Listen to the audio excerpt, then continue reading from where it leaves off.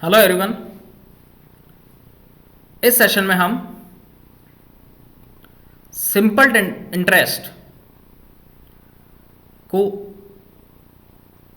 Calculate करने का जो प्रोसीजर है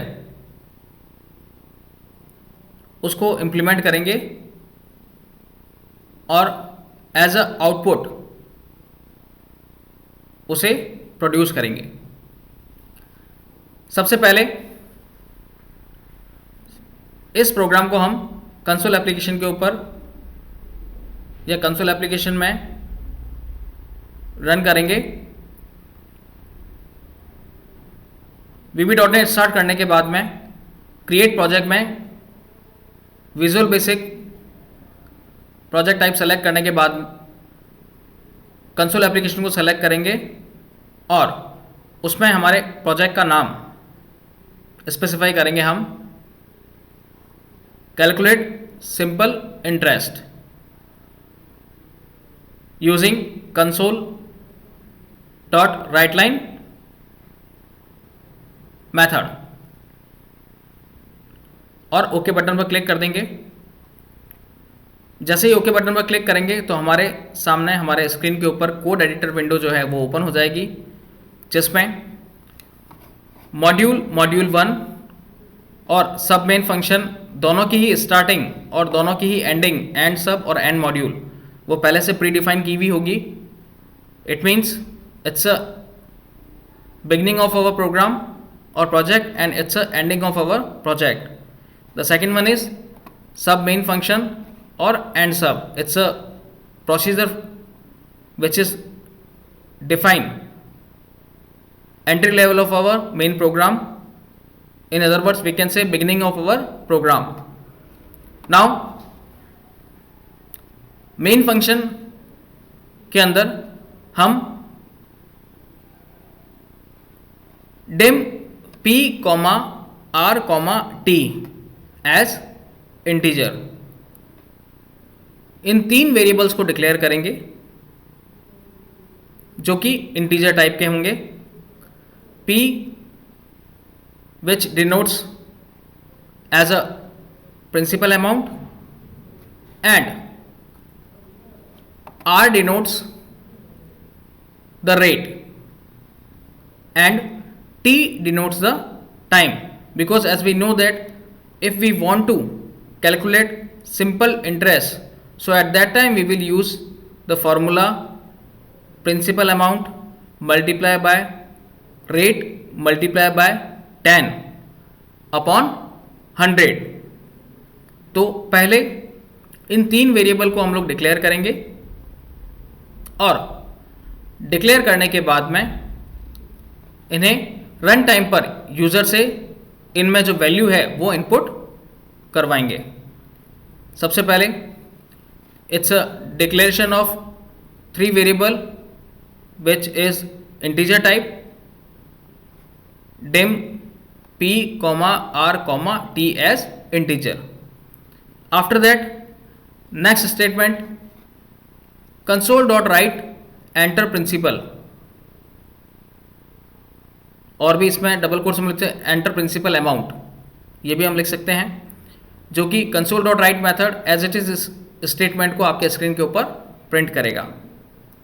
after that p equals to console dot read line method, p dot console dot read line method यानी console dot read line method user से value को input करेगा जो भी यूजर एंटर करेगा और उस वैल्यू को इस p वेरिएबल में as a principal amount store कर देगा। After that next console dot write enter time, इसमें यूजर टाइम ड्यूरेशन एंटर करेगा और console dot write enter time as it is आपके स्क्रीन के ऊपर प्रिंट होगा। After that t equals to console dot read line, t equals to console dot read line method, console dot read line method के through user keyboard से time duration enter करेगा और जो भी टाइम ड्यूरेशन एंटर करेगा वो time duration इस t variable के अंदर स्टोर हो जाएगी। उसके बाद next statement console dot write enter rate means rate of interest क्या देनी है आपको, वो यहाँ पर एज इट इज़ ये स्टेटमेंट आपको स्क्रीन के ऊपर प्रिंट होगा. Now next r equals to console dot read line, यानी जो भी user rate of interest keyboard के थ्रू एंटर करना चाहेगा at the time of run time, at that time console dot read line method के through उस value को enter करेगा और वो वैल्यू आर वेरिएबल के अंदर स्टोर हो जाएगी. तो ये जो स्टेटमेंट अभी तक हमने जो वे ऑफ वर्किंग परफॉर्म की है उसमें क्या किया है कि 3 वेरिएबल डिक्लेयर किए हैं जो कि प्रिंसिपल अमाउंट को, रेट ऑफ इंटरेस्ट को और टाइम ड्यूरेशन को डिनोट कर रहे हैं, जो कि इंटीजर टाइप के हैं. और तीनों ही वेरिएबल रन टाइम पर एग्जीक्यूट होंगे. यूज़र 1 बाय 1 पहले प्रिंसिपल अमाउंट की वैल्यू को एंटर करेगा.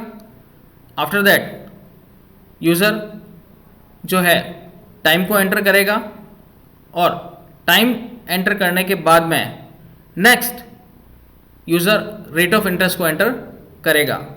तीनों ही वैल्यू रन टाइम पर यूज़र द्वारा कीबोर्ड के थ्रू इनपुट की जाएंगी और तीनों ही वैल्यू एंटर करने के बाद नेक्स्ट स्टेटमेंट जो होगा वो ये एग्जीक्यूट होगा, कंसोल डॉट राइट लाइन. ये मेथड हम लोग यूज में लेंगे, डबल कोट्स में लिखेंगे सिंपल इंटरेस्ट इज और डबल कोट्स क्लोज. मीन्स ये स्टेटमेंट एज इट इज आपको स्क्रीन के ऊपर प्रिंट हुआ हुआ दिखेगा. और आफ्टर दैट हम सिंपल इंटरेस्ट को परफॉर्म करने से रिलेवेंट जो उसका फॉर्मूला होता है वो इस console dot write line method के अंदर ही स्पेसिफाई कर देंगे और ये डायरेक्टली उस वैल्यू को आपको डिस्प्ले कर देगा. मैंने यहाँ पर डिफाइन किया है एम्परसेंट सिंबल, और जो भी वेरिएबल या वे ऑफ वर्किंग आप इसके आगे परफॉर्म करेंगे वो वैल्यू आपको at the time of run time आपके एज अ आउटपुट आपको स्क्रीन के ऊपर शो होगी. नाउ इसमें मैंने ब्रैकेट में लिख दिया है P मीन्स प्रिंसिपल अमाउंट जो भी यूज़र एंटर करे, मल्टीप्लाई R जो भी रेट ऑफ इंटरेस्ट है वो यूज़र एंटर करेगा वो यहाँ आ जाएगी, मल्टीप्लाई बाय T जो भी टाइम ड्यूरेशन यूज़र ने दिया है वो. ये तीनों जो हैं पहले मल्टीप्लाई होंगे एक दूसरे से, आफ्टर दैट अपॉन 100, फिर उसमें 100 का भाग देंगे और ब्रैकेट क्लोज. तो जो भी वैल्यू आपको आएगी इन तीनों को मल्टीप्लाई करके अपॉन 100 करने के बाद में वो value as a simple interest आपको आउटपुट स्क्रीन के ऊपर शो होगी. जब हम इस प्रोग्राम को रन करेंगे सबसे पहले एंटर प्रिंसिपल अमाउंट, ये स्टेटमेंट हमें स्क्रीन के ऊपर दिखेगा और कर्सर ब्लिंक करते हुए तो हम प्रिंसिपल अमाउंट एंटर करेंगे लाइक 2000.